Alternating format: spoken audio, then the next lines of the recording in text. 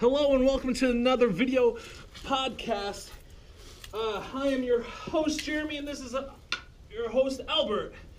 What's going on there? And today we are covering Overwhelm of beginning. When you set your goals, when you set your destination, and you're completely overwhelmed with the mountain that you have to climb for yourself. Happens to all of us, very common thing, but yeah. Let's dive into that a little bit. Yes. So, when you started, how did you feel about all the tasks that were laid in front of you? Well, for me, it was very important that I do set those big, ambitious, like crazy, like far out of reach goals currently. And then I'm like, haha, that's cool. I set that to the universe. And then I'm like, okay, but let's get realistic. What do I have to do right now? So when it came to, thinking about, if I want to do like a big chandelier, big bone chandelier, what do I have to do right now? Well, I can research how to, create bones, or how to create molds, or do castings, stuff like that. And I'm like, okay, great. Jumped into YouTube, the YouTube Academy there. And yeah, from there I realized that I need silicone rubber for my molds. I need high impact, polyurethane resin for the castings. I'm like, but first I have to start with the sculpture. What kind of clay do I need to use? I'll go get the clay. You get the clay, and then I start experimenting with this brush gives me this effect, or this tool gives me this effect, or if I want if I want the rigid look to it, I need this tool or that tool, or hey, maybe you don't even need tools. Maybe you just you get a spoon from your kitchen, or a fork, or a butter knife. I mean, hey, it all does essentially kind of the same thing, really. But hey, absolutely, never let anything hold you back. Just start diving into your projects and start experimenting with what you have currently, if you can. I mean, I understand that, if you're trying to do a body paint, first you need paint, and body paint in particular, it's happened on a couple of Catacomb photo shoots that I just whatever, finger paint's fine, right? I don't know, it comes in these big things, whatever. Start using finger paint, it's not the same as body paint. Unfortunately, yeah, you get kind of red, you get a little, I don't want to say rash, but you get a little irritated. Right. More or less. So that was a little trial and error. Yeah. Yeah, that's what I'm talking about, experimenting. Now we know you have to get body paint for bodies, that's for sure. Finger paint doesn't cut it.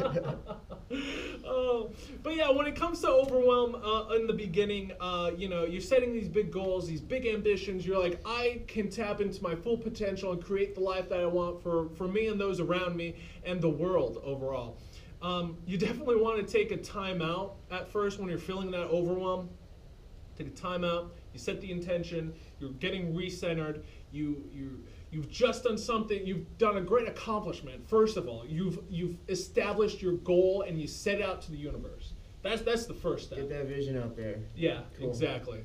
So then, what would you suggest for really taking a time out to get recentered? Yeah. After. So definitely, like Jeremy's saying, you're gonna need that time.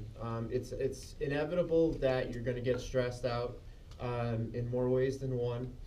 A lot of times that, if you sit down for a minute, if you give yourself time, if you really dive into all these different things, and then you sit back and reflect and you see how many different things there are, it's going to seem like a bit, it's just going to seem like a lot. So when we sit back and we relax and we center ourselves, we bring ourselves into the moment, right in this present moment. We don't worry about these things that we don't sit and really dwell on all these things that we're thinking about, all these mountains that are in front of us. We focus on the first step right in front of us, we're right in the moment, and we just keep taking a step. I definitely recommend with that, picking up some kind of breath work is one of my favorite techniques. Definitely any kind of you could check out holotropic breath work. Yoga has some things called pranayama, breathing. Just kind of diving into just different types. I like the program Wim Hof. He's a good guy. They call him the Iceman. He's got a breathing program. But breath work, meditation, spending time each day just getting yourself to that quiet space with that centered space. If every day, if you can, it's not always going to be the case, but If you have to wait sometimes until you get feeling the stress to do it, that's cool too. To find your own pace, you'll find your own rhythm, but really take that time to do that. So that way, as these new challenges present themselves and they don't start to accumulate and get bigger and bigger and bigger. Yeah, we have some mountains to face, but there are some hills in front of us we could totally just go right over. But we'll create them. We'll make them a bigger mountain. Turn a mountain into a molehill. The old saying. or make a mountain from a molehill. Right. So as for tip number 2, definitely want to dive into mindful thankfulness. Yes. Bring that gratitude right out of you. What kind of gratitude points would you say one would want to focus on? Gratitude points first. The simple. Go back to the simple things. When you're working on creating your own, like if you're creating your own life and you're building a business, or you're building your life based on your passions, it really goes back to the basic stuff. It's like, all right, I have shelter, I have some food. Be grateful for the basic things first. Go to the basic things first, because those are the necessities. Those are the things that, like, if you're struggling at any point, you just be grateful for all the little things. Right. You be grateful for the first person that helps you, that follows you on your social media and is grateful for you, and likes what you're doing. And you be grateful for really just the simple things. The person that wants to say thank you for doing this, or they like your stuff, or that your car stays running. Like, the basic things. Go back to simple things, because just waiting to be grateful for these big things that come down, that you think that you want to come down the road. If you develop this habit of just not really tuning in and being grateful for these things, you're never going to be grateful for anything. It doesn't matter what kind of success you achieve. That's something you have to cultivate within yourself. So start at the beginning. Start right from the basic steps of, that you're waking up, that you have some food to eat, and like kind of move in that direction from there. So for tip number 3, let's talk about meditating and manifesting. So right after you find your gratefulness, you find that base. Let's start slowly moving into the meditation aspect and manifesting what your true essence into the universe. Get it out there. Personally, for me, what I like to do is come up with this big goal, right? This big ambitious goal. What I love to do is just kind of sit down, find my breath, and then really settle myself, get all cozy up in that nook of, like, say it already achieved, right? Yeah, I'm living that life. I'm like, oh great, I'm in this, say, like a big bone church I just erected, right? The biggest in the world, right? Give me your skull. And so I'm sitting there and I'm just enjoying the moment, right? Then I'm like, okay, let's start taking a couple steps backwards in time. So in order to fully achieve that goal, what are some of the things I need to achieve before? So the steps up the mountain, as you may think. So, and I just like to kind of trace it back, visualize, like, oh, first I had to buy the land.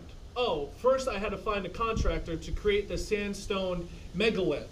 Right? Then I'm like, oh, and all the interior decor, all the chandeliers, all the things that needed to happen before I got to that visualized point in my manifestation. And so through that, I get to explore and experience things down the path, whether it's like 5 years, 10 years, 20 years, even maybe even after I'm long gone, things my children have to do, say, hey, do this when I'm gone, do that, what would you say when you're in, the early stages of manifesting your dreams? A couple tips. So that one thing you touched upon right in the beginning there was the visualization aspect of feeling like you have what you're seeking or what you're trying to accomplish in the present moment.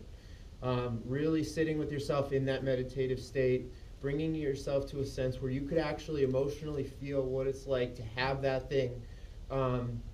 Which, by the way, if it's not what you want and you try to build yourself into that, you might realize earlier on that you might need to adjust your goal, because that's not truly what you want. So So that's a cool thing too. But so sitting in the present moment and experiencing that as best you can, cheer yourself on. Yes, I have this. Like, feel it. If it's, for example, if you're trying to manifest a new car, you think of what it's like to put your handle on the side, to open the handle, to sit in it, to drive it, how smooth it rides, and you get excited and you feel like you have this thing. Well, it's the same thing with your visions.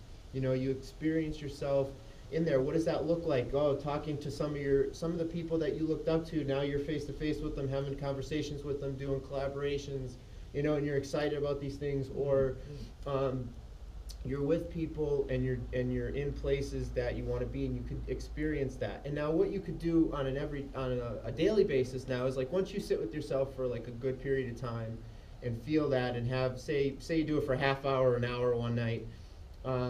Throughout the day or throughout the week or however long, you could create something that symbolizes that whole experience for you. You could give yourself like a little fist pump or something, be like, yeah, and every time you could set yourself up, or you could sit down and you could say that every time I do this, that's putting energy towards my vision. And then so throughout your day for like 2 seconds, you could just think about it and go, yeah, and you're going to bring yourself back to that experience. And that's sending energy, on a metaphysical level. That's sending energy towards your vision. This little thing where you're sending your conscious mind towards your vision in a small way.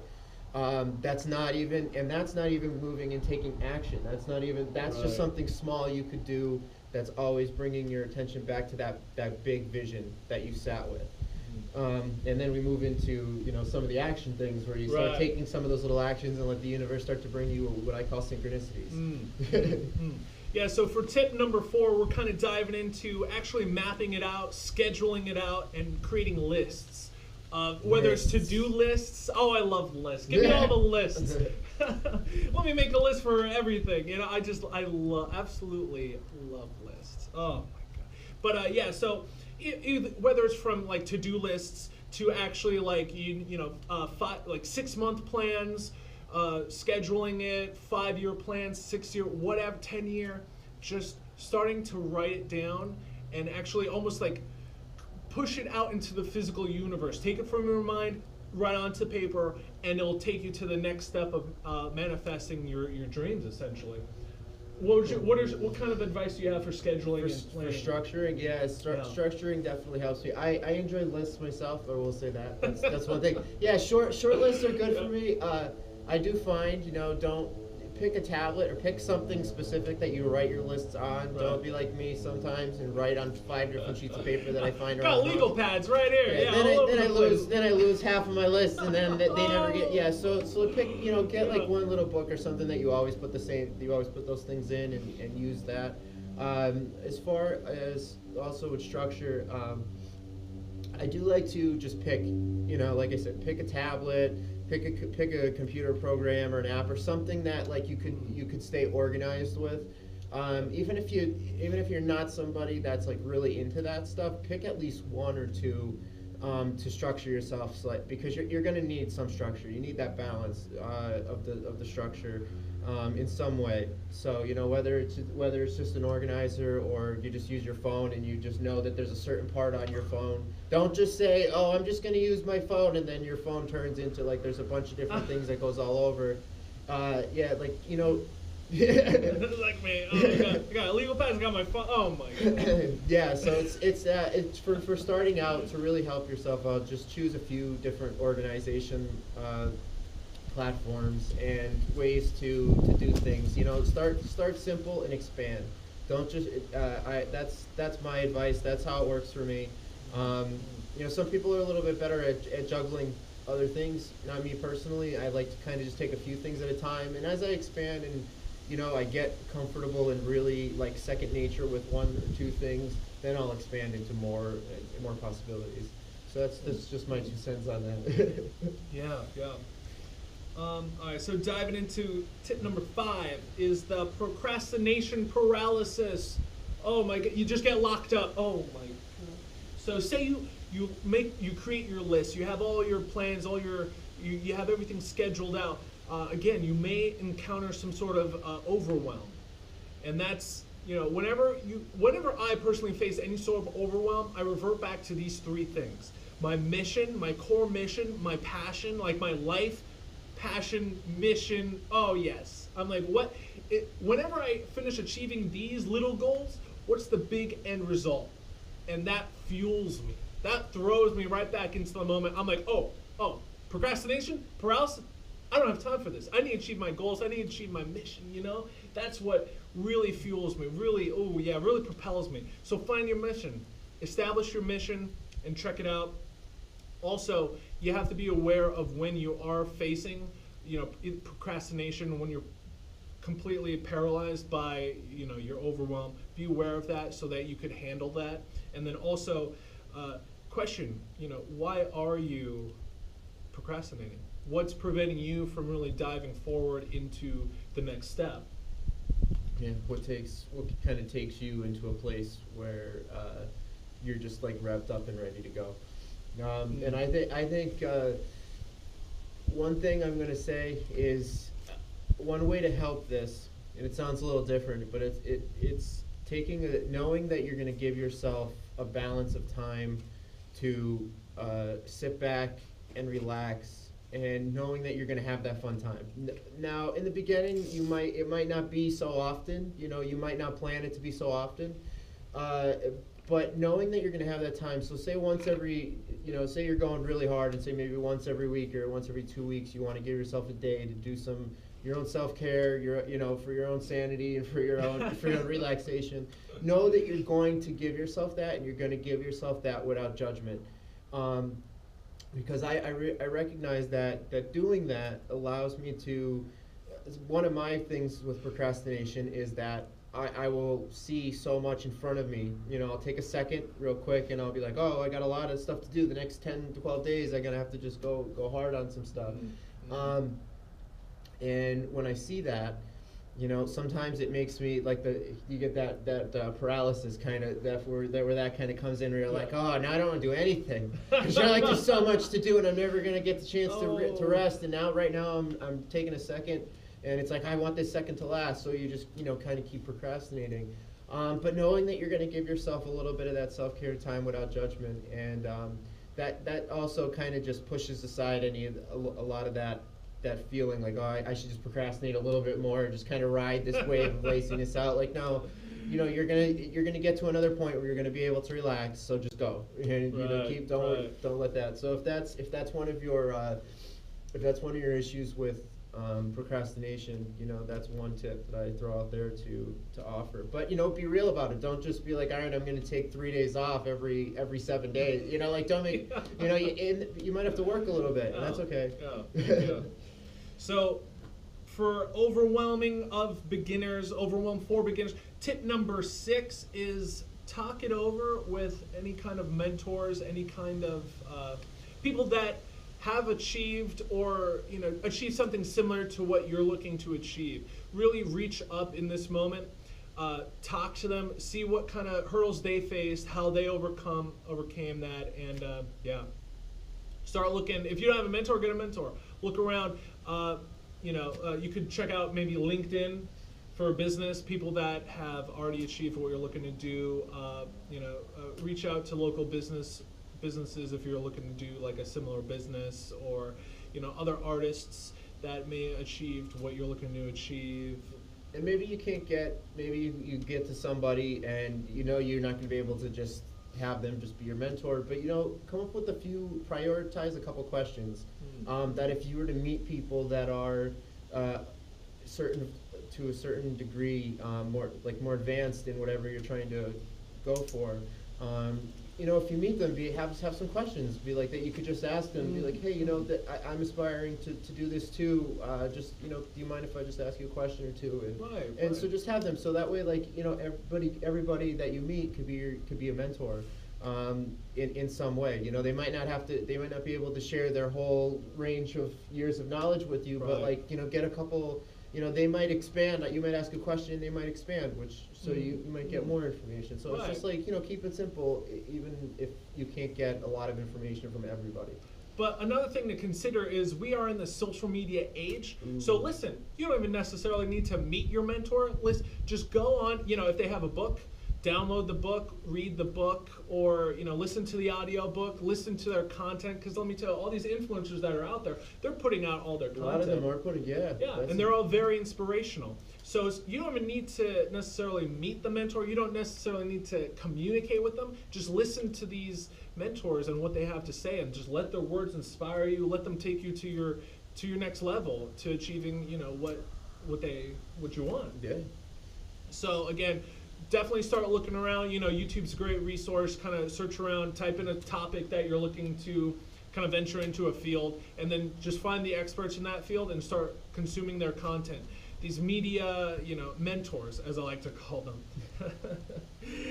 So moving in, tip number 7 is share the load. Never be afraid to ask others or those around you to help you out when you honestly need the help. Yeah, it's definitely, we have to get to a place where we do feel self-sustainable and that we're working, but there are going to be things where some people are going to have more knowledge in other subjects, and it's and it's great because they're whatever knowledge you guys need to meet on and collaborate with, you have that plus all their other knowledge that they're coming with. So it's always good to interact with people, and it also builds your own network. You know what I mean? Like absolutely. Doing these things where where you're getting some help, turns into friendships and stuff. Absolutely. And so it becomes this greater network. Yeah, so another thing you might want to consider when it comes to sharing the load is, maybe you want to become like the lighthouse that allows everyone to come, kind of mingle and see how we can all help one another. Say, for example, for me personally, I run a meetup group that is based for inventors. So it's just creative individuals coming together where we all get together and talk, network, and communicate about projects we're interested in developing out. And it was great because I met a guy there who's like a software engineer, and he's helping me with getting a 3D printer up and running, a CNC machine up and running. So it's definitely network out and expand the people because you never know, their expertise probably will help you achieve your dreams faster. Because if I was trying to teach myself how to develop code and stuff, like Python, C++, that kind of stuff, oh my God, it would take me years. It takes you a long time to get in there. So it's nice to have that extra person on there taking care of that stuff. You get to focus more on the things that you're a little bit more in tune with and skillful at, and everybody wins. Right. So again, never be afraid to reach out to others for help. That in return helps you and helps them, and we all learn together. And if it doesn't, and just off the bat, if you reach out to someone, don't be afraid to reach out. But if you reach out and that doesn't work out, don't be afraid. Don't go into a cocoon and never reach out again. Exactly. Sometimes things don't work out, and that's got to be cool too. But don't be afraid to if you need it. Yeah. You got to understand that say for every 10 emails, maybe 3 of them actually get opened that you send out, and then maybe 1 person considers responding. So you got to send out say 100 emails for 5 solid responses. You gotta set your expectations when reaching out. Yeah, I mean it's let things go again, as it keeps saying, open mind. Yeah. Kind of let things come and go, and don't take it too serious if somebody doesn't want to do some kind of collaboration just yet. Right. All right. Well, any final words? I have no final words. All right. So just as a recap, when it comes to the overwhelm of beginning a new project, tip number 1, you got to take that time out. Get centered. Be like, wow, I just achieved creating this ambitious goal for myself. Tip number 2 is reach back into that gratitude. Find what you're thankful for. And then tip number 3 is really meditate and start manifesting these concepts of your achievement, what it looks like when you've achieved your goals, and then take your steps backwards, rewind time. Also, tip number 4 is schedule it, map it out, plan it, get them lists going. Get the lists. Also, for these lists, for mapping, you might need a planner, you might need some legal pads, some notebook, or just a smartphone app. Really anything. Just start jotting it down, but try and stay organized. That's key. Yeah. You'll learn that pretty fast. Tip number 5, though, is procrastination paralysis. Oh my God! Don't let that stop you. Really remember, what is your mission? be aware that you are procrastinating, and then why are you procrastinating? Jump over that obstacle and continue on. Tip number, where are we? 6. Mentor up. Get a mentor. It doesn't have physical mentors. Fun, you know, it's great. Go to networking events, maybe. Talk to business owners, or you don't even necessarily need to leave your home. Jump on YouTube. Jump on the social media. Meet your media mentors, and consume what they're saying. Let their words inspire you. And then number 7, wrapping it all up. Once you have all the excitement, once you're diving into actually physically creating your goals, never be afraid to reach out for help. If you need help, feel free to reach out to me, Jeremy at Catacomb, catacombs.us, Jeremy at catacombs.us. I'm sure I'll post it here. And then your email. Yeah, you could get in touch with me at www.sacredselfdiscovering.com. All right, and thanks again for joining us here at Fort Macabre. Beautiful site, wonderful old fort. And also, feel free to check out catacombculture.com, where I sell all my handcrafted sculptures. Hyper realistic. It is my true passion to make them as realistic as humanly possible. I have this mask here. Here, let me throw it on for you.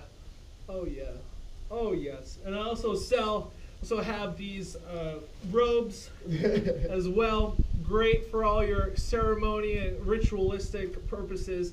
And also, yes, continue watching more of our videos at www.catacomb.tv. I'll see you there. Thank you.